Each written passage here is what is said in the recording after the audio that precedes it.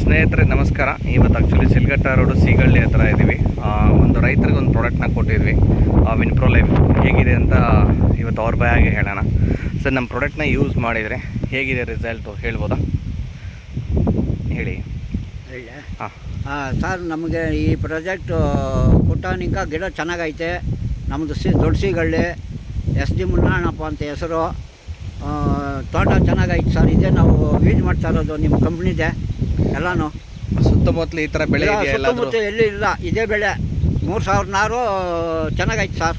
ಇವತ್ತು 26ನೇ ತಾರೀಕು ಇವತ್ತು.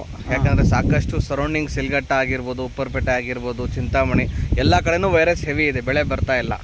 ಆದರೆ ಇವತ್ತು ನಿಮ್ಮದು ಇಷ್ಟು ಚೆನ್ನಾಗಿ ಬೆಳೆ ಬಂದಿದೆ, ಕಾರಣ ಯಾಕೆ? ಈ ಒಂದು ಪ್ರಾಡಕ್ಟ್ನ ಯೂಸ್ ಮಾಡಿದ್ದಕ್ಕೆ ಬೆಳೆ ಚೆನ್ನಾಗೈತೆ ಸರ್. ಓಕೆ, ಖುಷಿ ಆಯಿತಾ ಸರ್ ನಿಮಗೆ? ಖುಷಿ ಆಯಿತಾ? ಹಾಂ, ಖುಷಿ ಆಯ್ತು. ಸರಿ ಸರ್, ಓಕೆ ಓಕೆ. ಬೆಳೆ ತೋರಿಸಿ ಇನ್ನೊಂದು ಸರಿ.